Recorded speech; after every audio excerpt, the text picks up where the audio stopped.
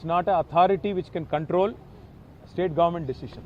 It's an advisory body, it's a regulatory body. అంతేగాని వారు సంపూర్ణ అధికారాలు వారికి లేవు మేడిగడ్డ మీద కానీ ఇంకోటి కానీ వాళ్ళ మేడిగడ్డను ముట్టకుండానే నీళ్ళు ఇవ్వచ్చని మేము చెప్తుంటే ఎన్డీఎస్ఏని అడ్డం పెట్టుకొని శిఖండి రాజకీయం చేస్తున్న ముఖ్యమంత్రి గారు దయచేసి ఇకనైనా కళ్ళు తెరిచి వెంటనే కన్నెపల్లిలో పంపులు ఆన్ చేయండి. ఇరిగేషన్ డిపార్ట్మెంట్ ఇంజనీర్లు చెప్తున్నారు, రిటైర్డ్ ఇంజనీర్లు చెప్తున్నారు, రైతులు కోరుతున్నారు, అన్ని పార్టీల నాయకులు కోరుతున్నారు. రాష్ట్ర ప్రజల ప్రయోజనాలు దృష్టిలో పెట్టుకొని స్పందించండి. ఇకనైనా నీళ్ళు ఇవ్వండి. ఎల్నినో పరిస్థితుల నుంచి, కరువు పరిస్థితుల నుంచి తెలంగాణ తప్పించుకునే అవకాశం ఉంది. కేవలం మీ ఉద్దేశపూర్వకమైన నిర్లక్ష్యం వల్ల, క్రిమినల్ నెగ్లిజెన్స్ వల్లనే ఈ నష్టం జరుగుతున్నది. బేసిజం వీడండి అని కోరుతాం. Thank you. Well, all I'd like to say is when we were in government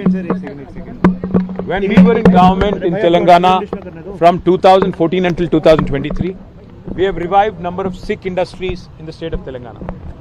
One such SICK unit which was set up in Adilabad district, which is a rural area in Telangana, was called the Cement Corporation of India, which was set up in the early 1980s. Unfortunately, the unit fell sick. At one point of time, there were almost 6,000 people getting employment directly and indirectly from this plant. But it's truly unfortunate that despite the best efforts of our government in the past, despite giving a very generous offer to revive this industry, the NDA government did not respond back then. But today, after meeting Sri H.D. Kumaraswamy, our hopes have revived.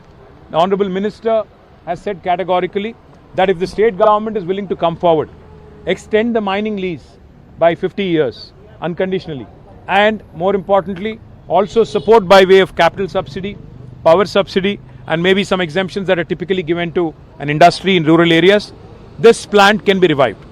Our hopes have been revived. We are hopeful that with state government stepping forward, coming forward, this plant can be revived in the hinterland of Telangana in Adilabad, and we are certainly hopeful that our fight along with the CCI Joint Action Committee here, which has been fighting for the last 4 years, their efforts will yield fruit, and hopefully the plant will be opened soon. If that does not happen, we'll continue to exert pressure on the state government.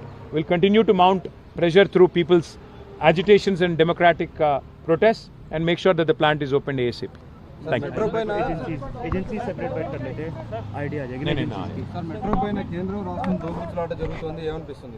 రాష్ట్ర ప్రభుత్వం యొక్క బుద్ధి లేనితనం వల్ల ఒక metro లాంటి బంగారు project, అంటే airport metro ఆనాడు మా గవర్నమెంట్లో 2023లో శంకుస్థాపన చేసి టెండర్ చేసి మొత్తం 33 కిలోమీటర్లు రాయదుర్గం నుంచి ఎయిర్పోర్ట్ దాకా 24 నెలల్లో పూర్తి చేయాలని 2023లో ఆనాడు మేము శంకుస్థాపన కూడా చేశారు కేసీఆర్ గారు. రాష్ట్ర ప్రభుత్వం యొక్క బుద్ధి లేనితనం వల్ల, రేవంత్ రెడ్డి యొక్క మరి తలాతోకా లేని ఆలోచనల వల్ల ఈ పాటికి పూర్తయ్యేది ఆ మెట్రో నిజానికైతే. కానీ దాన్ని రద్దు చేశారు. రద్దు చేయడమే కాకుండా మరి వాళ్ళ కొత్తగా మెట్రో అంటూ కుని రాగాలు కూస్తూ ఉన్నారు. వాస్తవం ఏంటంటే దొందే కాంగ్రెస్ బీజేపీ. ఆ రోజు లగడికాపుల నుంచి BHEL వరకు మెట్రోకు అనుమతి ఇవ్వండి అని మేము కోరితే బీజేపీ వాళ్ళు దీనికి ప్యాసింజర్ లోడ్ లేదు, ట్రాఫిక్ లేదు, ఇక్కడ జనాలు ఎక్కరు అని వాళ్ళు అనుమతులు ఇవ్వలేదు. ఎయిర్పోర్ట్ మెట్రో మేము ప్లాన్ చేసి కేంద్ర ప్రభుత్వంతో సంబంధం లేకుండా టెండర్ చేసి ముందుకు పోతుంటే రేవంత్ రెడ్డి గారు వచ్చి దాన్ని రద్దు చేశారు. సో హైదరాబాద్లో 70 కిలోమీటర్ల మెట్రో పూర్తి చేసింది బీఆర్ఎస్ అయితే, గత 2.5 సంవత్సరాలుగా ఏమీ చేయకుండా దున్నపోతు నిద్రపోతున్నది కాంగ్రెస్ ప్రభుత్వం. ఇవాళ హైదరాబాద్ కార్పొరేషన్ ఎన్నికలను దృష్టిలో పెట్టుకుని హడావుడిగా ఈయన ఇద్దరు కలిసి దోబూచులాడుతున్నారు తప్ప వాస్తవం ఏంటి అంటే అక్కెరలేని 14,000 కోట్ల ప్రైవేట్ రుణాన్ని, ఒక ప్రైవేట్ సంస్థ రుణాన్ని రాష్ట్ర ప్రజల మీద, L&T రుణాన్ని రాష్ట్ర ప్రజల మీద బలవంతంగా రుద్దిండు రేవంత్ రెడ్డి.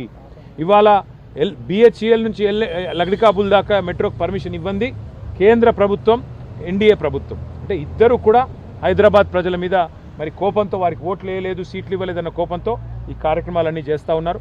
మళ్ళీ నేను చెప్తా ఉన్నా, వీళ్ళు ఇంకో 2.5 ఏళ్ళు ఈ డ్రామాలు చేస్తూనే ఉంటారు.